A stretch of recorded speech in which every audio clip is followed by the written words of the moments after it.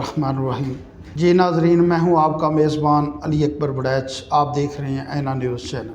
आज हम बात करेंगे महकमा corporation, CO Faisalabad, DC Faisalabad और MOR फैसलाबाद। वज़ीर आला पंजाब मरीम नवाज़ साहबा का जो विज़न था उस हवाले से बात करेंगे कि हमारी CM का कहना था कि मैं अपने पंजाब को खूबसूरत बनाऊंगी, अपने सूबे में जाकर काम करेंगे। इस तरह की हमारी एक्टिविटी होगी, इस तरह का हमारा मंसूबा होगा जो दूसरे सूबों के पास नहीं होगा। वज़ीर आला पंजाब मरीम नवाज़ साहबा के अपील करते हैं कि उनके जो विज़न थे, उनके जो मंसूबे थे, फैसलाबाद की टीम है, क्या उन मंसूबों पर काम कर रही है? हमारी CM का कहना था कि मैं अपने शहर फैसलाबाद को एक खूबसूरत देखना चाहती हूँ।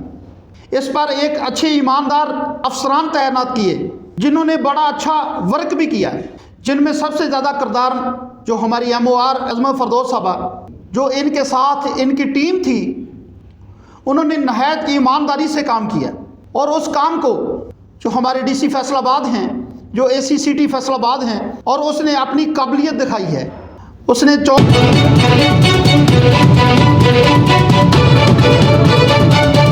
लेकिन वही अज़मा फरदौस साहबा जिनका एक नाम था, जिनकी एक पहचान थी, उन्होंने भी वही काम शुरू कर दिया जो दूसरे करते थे।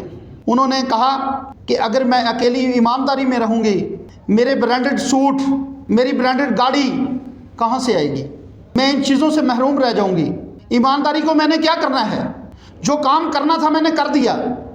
और जो इनके साथ टीम थी, जब इनका तबादला हुआ और वापस उसी सीट पर आई, जो इनकी वर्किंग टीम थी, जिनके नाम करप्शन में आला सतह पर लिखे जाते थे, जो एक नैब कासद है, जो एक यूनियन क्लर्क है, जो एक सीनियर क्लर्क है, उसको प्रमोट करके इंस्पेक्टर का ओहदा दिया गया।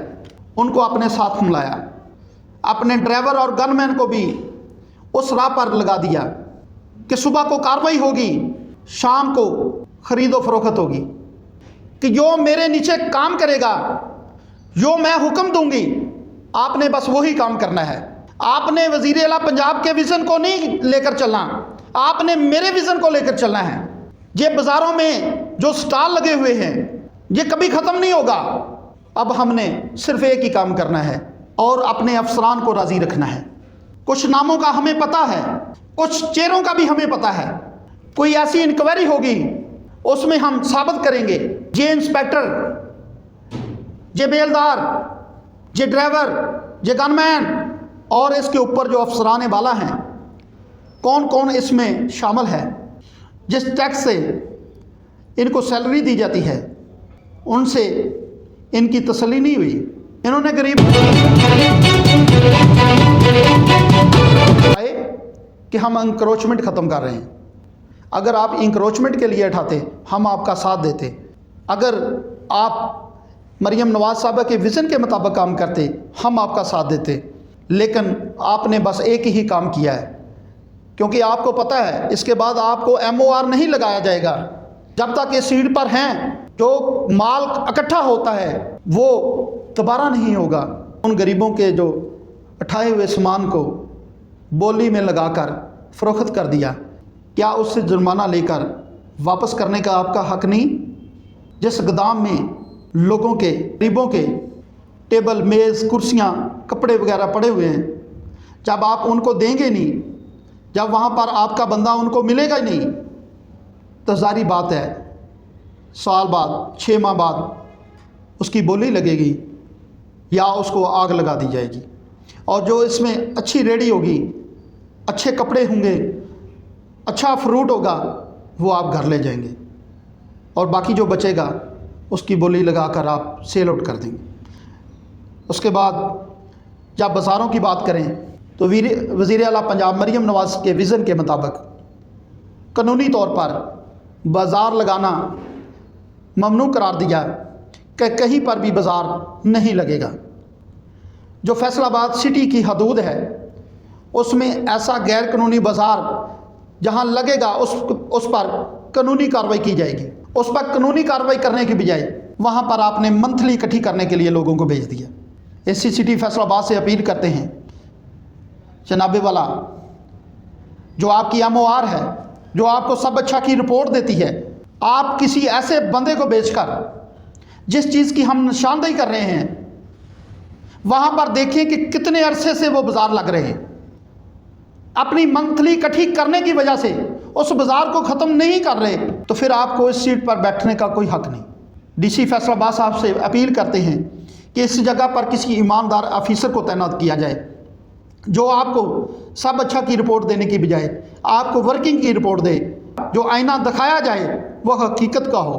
اگر اس نے وہ کارروائی اپنے افسران بالا کو آگاہ کیا ہے تو جناب والا وہ بند کیوں نہیں ہوا؟ اس کے بعد غلام احمد آباد کے علاقہ ٹیرا سائی قبرستان کے پاس یہ بازار لگا ہوا ہے جناب والا جی، آج جمعرات بازار ہے اور اس میں جو گہما گہمی ہے، یہ چند عناصر اس پر جو قبضہ جمع ہیں، جو اس کو چلا رہے ہیں، وہ فی اسٹال سے 500 300 1000 جو لیتے ہیں، کیا وہ سرکاری گلے میں آتا ہے؟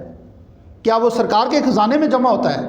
اگر سرکار کے خزانے میں جو وہ پیسہ نہیں آ رہا تو جناب والا وہ اسٹال کیوں لگا ہے، وہ بازار کیوں لگا ہے؟ اس کے اوپر کون کارروائی کرے گا؟ ہم اپنے افسران بالا سے پوچھتے ہیں کہ جناب والا اس شہر، اس بازار کا جو بھی ذمہ دار ہے کے خلاف قانونی کارروائی کر کے بازار کو بند کروایا جائے اور اس سیکٹر کے انچارج کو حاضر کیا جائے اور اس سے پوچھا جائے کہ جناب والا آپ کے جو علاقے میں بازار لگا ہے کیا آپ کے علم میں ہے؟ اگر اس کے علم میں نہیں ہے تو وہ کیا ڈیوٹی سر انجام دے رہا ہے؟ پھر اس کے ڈیوٹی کرنے کا کیا فائدہ؟ پھر اس کے سرکاری خزانے سے تنخواہ لینے کا کیا فائدہ جب وہ اپنی ڈیوٹی اچھے طریقے سے سر انجام نہیں دے رہا؟